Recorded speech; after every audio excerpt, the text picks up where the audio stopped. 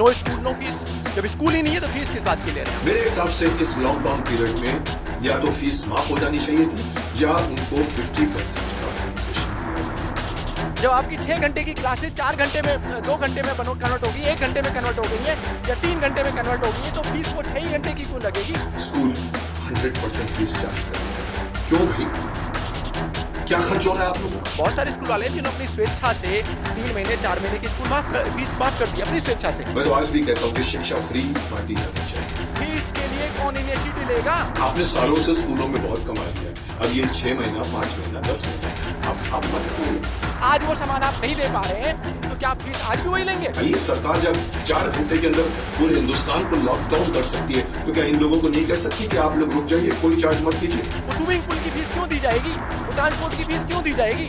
ये हमारा मुद्दा है। लॉकडाउन पीरियड में स्कूल फीस चार्ज करना मेरे हिसाब से बहुत गलत है।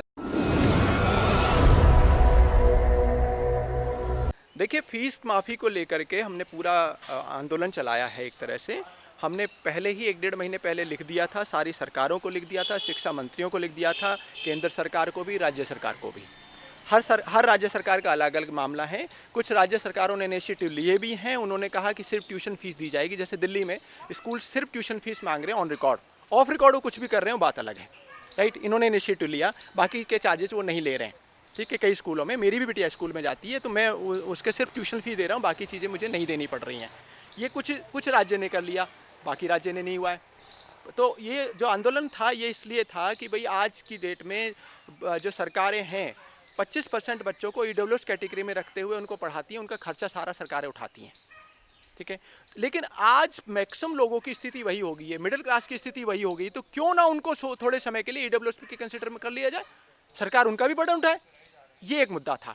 दूसरा, सरकारों स्कूलों से मुद्दा ये है कि भैया हमें कोई दिक्कत नहीं है, आपने जो फीस तय की थी वो स्कूल की तय थी, उसमें आपने 6 घंटे की पढ़ाई के साथ साथ और सारी एक्टिविटीज़ को मिला के और सारी फैसिलिटीज़ को मिला के आपने एक इतना पोर्शन तय किया था कि इतनी फीस हमारे स्कूल की होगी, हम ये प्रोवाइड करेंगे। हम दे रहे थे, सालों से दे रहे थे।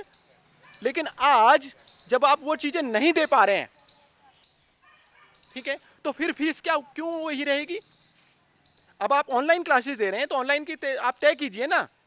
आप ऑनलाइन क्लासेस के लिए आपने कोई स्वीकृति नहीं ली पेरेंट्स से कि जी हम वो नहीं दे पा रहे हैं तो ऑनलाइन क्लासेस दे पा रहे हैं, आप कराना चाहते हैं या नहीं कराना चाहते हैं। उसकी फीस इतनी थी और ऑनलाइन की फीस कम होगी ज़्यादा होगी, क्या दूसरे सिरे से तय होगा ना। यही बात तो हम बार बार कह रहे हैं। उसी के लिए हमने एक महीना लगातार आंदोलन किया, पहले लिखा, फिर एक महीने पूरे धरने पर बैठे 30 दिन। रोज 11 बजे हम धरने पे बैठते थे, फेसबुक ऑनलाइन पे, और हम ही नहीं, देश के कोने कोने से लोग बैठे हैं, right. No fees no school no fees. जब स्कूल ही नहीं है तो फीस किस बात की ले रहे हैं आप?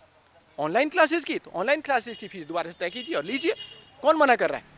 जो कैपेबल होंगे देंगे, जो नहीं कैपेबल होंगे वो कोई दूसरा रास्ता ढूंढेंगे। रही बात, अब इसमें देखिए स्कूल वालों को की हालत वैसी बुरी। अच्छा, बहुत सारे स्कूल वाले हैं जिन्होंने अपनी स्वेच्छा से 3 महीने 4 महीने की फीस माफ कर दी अपनी स्वेच्छा से। करीब 30 से ज़्यादा स्कूल की लिस्ट मेरे पास आ चुकी है जिन्होंने अपनी स्वेच्छा से पूरे के पूरे फीस माफ़ कर दी। आया नगर के आसपास के 3 स्कूल हैं, तीनों ने, जौनापुर का स्कूल है, डिटोनी का स्कूल है, ठीक है ना जी, संगम विहार का एक स्कूल है।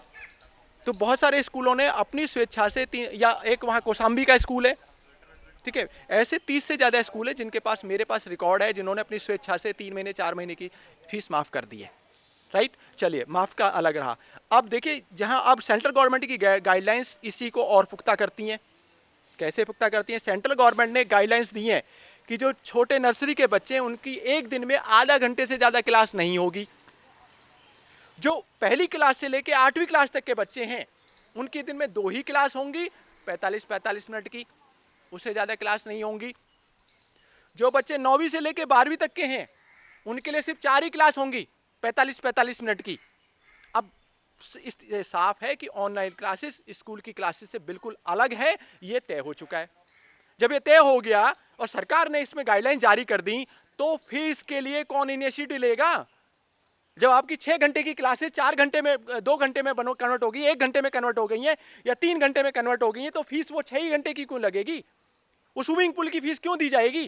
वो ट्रांसपोर्ट की फीस क्यों दी जाएगी? ये हमारा मुद्दा है। बताइए इसमें क्या जायज़ है? आपने तय किया था कि ये सामान मिलेगा जी, इतना पैसा आपको देना पड़ेगा।